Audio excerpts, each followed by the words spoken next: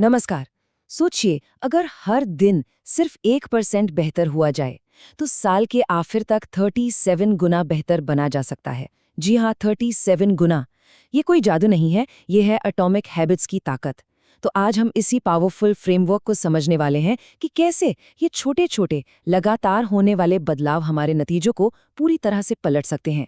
ये नंबर देखने में भले ही छोटा लगे, लेकिन इसका असर बहुत ही गहरा है। जरा सोचिए, अगर कोई टीम हर दिन बस 1% बेहतर होती जाए तो साल के आखिर में वो 37 गुना ज्यादा काबिल हो जाएगी। ये है कंपाउंडिंग का कमाल, यानी कि एक्सपोनेंशियल ग्रोथ। लेकिन इसका उल्टा भी उतना ही सच है। रोज की 1% की गिरावट किसी को भी लगभग 0 पर ला सकती है, और यही वजह है कि लगातार सुधार पर ध्यान देना इतना जरूरी हो जाता है। तो आज की चर्चा में हम 5 हिस्सों पर बात करेंगे। शुरुआत होगी 1% के कंपाउंडिंग सिद्धांत से, फिर हम देखेंगे कि सिस्टम गोल से ज्यादा जरूरी क्यों है। इसके बाद बदलाव के 4 नियमों को समझेंगे, कुछ असली उदाहरण देखेंगे, और आखिर में बात करेंगे कि एक लीडर के तौर पर पहला कदम क्या होना चाहिए। तो चलिए सबसे पहले इस पूरे कॉन्सेप्ट की बुनियाद को समझते हैं। देखिए, आइडिया बहुत सिंपल है। जो बड़े बड़े नतीजे हमें दिखते हैं ना, वो असल में छोटे छोटे रोज किए जाने वाले कामों का ही नतीजा होते हैं, जो वक्त के साथ जुड़ते चले जाते हैं। ये कोई रातों रात होने वाला चमत्कार नहीं है, बल्कि एक लगातार चलने वाला प्रोसेस है। और जेम्स क्लियर का यही वो कोट है जो इस पूरे फ्रेमवर्क की फिलॉसफी को बताता है। उनका कहना है, आप अपने गोल्स के लेवल तक नहीं उठते, बल्कि आप अपने सिस्टम्स के लेवल तक गिरते हैं। मतलब गोल्स हमें डायरेक्शन तो दिखाते हैं, इसमें कोई शक नहीं, लेकिन हमारी असली प्रोग्रेस तो हमारे सिस्टम्स ही तय करते हैं। इसीलिए हमारा फोकस नतीजों से ज्यादा प्रोसेस पर होना चाहिए। तो सवाल यह है कि एक सिस्टम बेस्ड अप्रोच गोल बेस्ड अप्रोच से कहीं ज्यादा असरदार क्यों है। चलिए इसे एक लीडर के नजरिए से देखते हैं। देखिए, जो टीमें सिर्फ गोल्स पे फोकस करती हैं, वो अक्सर मंजिल पर पहुंचते ही रुक जाती हैं, मोटिवेशन खत्म हो जाता है। लेकिन इसकी ठीक उलट, जो टीमें सिस्टम पर फोकस करती हैं, वो लगातार सुधार का एक प्रोसेस बना लेती हैं। कह सकते हैं कि लक्ष्य एक बार की जीत है, जबकि सिस्टम हर दिन जीतने का तरीका है। और सबसे असरदार बदलाव तब आता है जब पहचान बदलती है। मतलब सोच को हमें ये टारगेट पूरा करना है से बदलकर हम एक एफिशिएंट टीम है करना होगा। बस यही है असली खेल। इसके बाद हर काम, हर मीटिंग, हर फैसला उस नई पहचान के लिए एक वोट की तरह हो जाता है, जो उसे और भी मजबूत करता है। चलिए अब आते हैं इस फ्रेमवर्क के सबसे प्रैक्टिकल हिस्से पर, बदलाव के 4 नियम।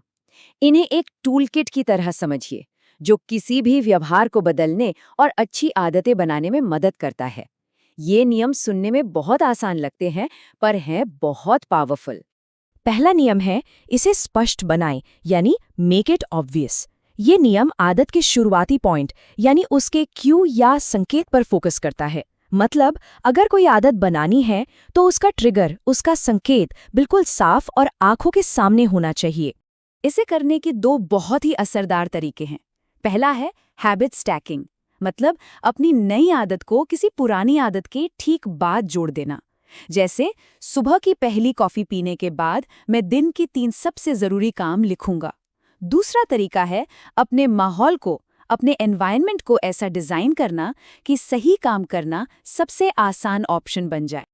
और हाँ, यही नियम उल्टे तरीके से भी काम करता है। अच्छी आदतों के क्यूज को सामने रखिए और बुरी आदतों के क्यूज को नजरों से दूर कर दीजिए। मिसाल के तौर पर, अगर टीम में सहयोग बढ़ाना है तो शेयर्ड डॉक्यूमेंट्स को एक क्लिक की दूरी पर रखिए, एकदम सामने। अब आता है दूसरा नियम, इसे आकर्षक बनाए या मेक इट अट्रैक्टिव। ये नियम उस इच्छा या क्रेविंग से जुड़ा है जो हमें कोई भी काम करने के लिए उकसाती है। सीधी सी बात है, अगर कोई आदत आकर्षक होगी तो उसे दोहराने की संभावना अपने आप कई गुना बढ़ जाएगी। इसके लिए टेम्पटेशन बंडलिंग एक कमाल की टेक्निक है। इसका मतलब है एक जरूरी काम को किसी मजेदार काम के साथ जोड़ देना। जैसे मैं ये बोरिंग रिपोर्ट पूरी करते हुए अपना पसंदीदा म्यूजिक सुनूंगा, और साथ ही टीम में एक ऐसा कल्चर बनाना जहां सही व्यवहार करना एक नॉर्मल और अच्छी बात मानी जाए। और बुरी आदतों का क्या? ठीक इसका उल्टा करें, उन्हें अनाकर्षक बनाइए, उनके नेगेटिव नतीजों पर फोकस करें। जब कोई बुरी आदत कम आकर्षक लगने लगती है तो उसे छोड़ने की इच्छा खुद ब खुद पैदा हो जाती है। तीसरा नियम है इसे आसान बनाएं या मेक इट इजी।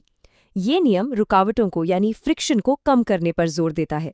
कोई भी काम जितना आसान होगा, हमारे उसे करने की संभावना भी उतनी ही ज्यादा होगी। यहाँ पर 2 मिनट रूल एक असली गेम चेंजर है। आइडिया ये है कि किसी भी बड़ी आदत को बस उसके 2 मिनट के वर्जन से शुरू किया जाए। जैसे 3 घंटे प्रोजेक्ट पर काम करना है, ये सोचने के बजाय बस इतना सोचें कि सिर्फ एक ईमेल भेजना है, क्योंकि अक्सर शुरुआत करना ही सबसे मुश्किल होता है और ये नियम उस मुश्किल को एकदम आसान बना देता है। तो अच्छी आदतों के रास्ते से रुकावटें हटानी है और बुरी आदतों के रास्ते में रुकावटें डालनी है। अगर आप चाहते हैं कि टीम समय पर रिपोर्ट दे तो रिपोर्टिंग प्रोसेस को आसान बनाइए, और अगर मीटिंग में फ़ोन का इस्तेमाल रोकना है तो मीटिंग रूम में फ़ोन ले जाना ही मुश्किल बना दीजिए। और अब आता है चौथा और आखिरी नियम, इसे संतोषजनक बनाएं या मेक इट सैटिस्फाइंग। ये नियम आदत के पूरे लूप को कंप्लीट करता है। ये रिवॉर्ड यानी इनाम पर फोकस करता है। जब कोई काम करने के बाद हमें संतुष्टि मिलती है तो हमारा दिमाग उसे दोबारा करना चाहता है। और यहाँ ज़रूरी बात यह है कि इनाम तुरंत मिलना चाहिए। जैसे हैबिट ट्रैकर में एक टिक लगाना भी एक छोटा लेकिन बहुत संतोषजनक इनाम है। और एक नियम हमेशा याद रखें, नेवर मिस ट्वाइस। एक बार चूकना एक गलती है, लेकिन लगातार 2 बार चूकना एक नई बुरी आदत की शुरुआत है। बुरी आदतों के लिए क्या करें? उनके नतीजे को तुरंत असंतोषजनक बनाइए। शायद किसी को जवाब देना पड़े, जिसे हम अकाउंटेबिलिटी पार्टनर कहते हैं, या फिर कोई छोटी मोटी पेनाल्टी हो। इससे उस आदत को दोहराने की इच्छा ही खत्म होने लगती है। ठीक है, तो ये सारे नियम सुनने में तो बहुत अच्छे लगते हैं, पर सवाल ये है कि क्या ये सच में काम करते हैं? जवाब है बिल्कुल करते हैं। चलिए एक बहुत ही मशहूर केस स्टडी देखते हैं और कुछ और ज़रूरी सिद्धांतों को भी समझते हैं। ब्रिटिश साइकिलिंग टीम इसकी सबसे बेहतरीन मिसाल है। सालों तक वो एक औसत टीम थी। फिर उन्होंने मार्जिनल गेन्स का सिद्धांत अपनाया। मतलब उन्होंने हर छोटी से छोटी चीज़ में सिर्फ 1% का सुधार किया, टायर की ग्रिप से लेकर राइडर्स के तकियों तक। और नतीजा, ये छोटे छोटे सुधार जुड़कर एक बहुत बड़ी ज़बरदस्त जीत में बदल गए। ये इस बात का सबूत है कि यह सिद्धांत सिर्फ पर्सनल हैबिट्स पर नहीं, बल्कि पूरी टीम की स्ट्रैटेजी पर काम करता है। तो एक लीडर के तौर पे यहाँ 3 बातें हमेशा ध्यान में रखने वाली हैं। पहली, सही माहौल बनाना विल पावर पर निर्भर रहने से कहीं ज्यादा ताकतवर है। दूसरी, शुरुआत में हो सकता है कि प्रोग्रेस बहुत धीमी लगे, इसे प्लेटो ऑफ लेटेंट पोटेंशियल कहते हैं, तो धैर्य रखना जरूरी है। और तीसरी और सबसे जरूरी बात, प्रोफेशनल टीमें मोटिवेशन का इंतजार नहीं करती, वो अपने शेड्यूल और सिस्टम को फॉलो करती हैं। तो इतनी सारी जानकारी के बाद सवाल उठता है कि एक लीडर को आखिर शुरुआत कहाँ से करनी चाहिए? जवाब बहुत ही सीधा सा है, बिल्कुल छोटा शुरू करें। तो अब सोचने वाला सवाल ये है, वो एक छोटा, सिर्फ 1% का सुधार क्या हो सकता है जिसे आज ही एक सिस्टम के तौर पर टीम में लागू किया जा सकता है? ये मीटिंग करने का कोई नया तरीका हो सकता है, या कम्युनिकेशन का कोई बेहतर प्रोसेस, या फिर फीडबैक देने का एक नया अंदाज। याद रखिए, असली ताकत कुछ बड़ा करने में नहीं, बल्कि छोटा शुरू करने और फिर उस पर लगातार टिके रहने में है।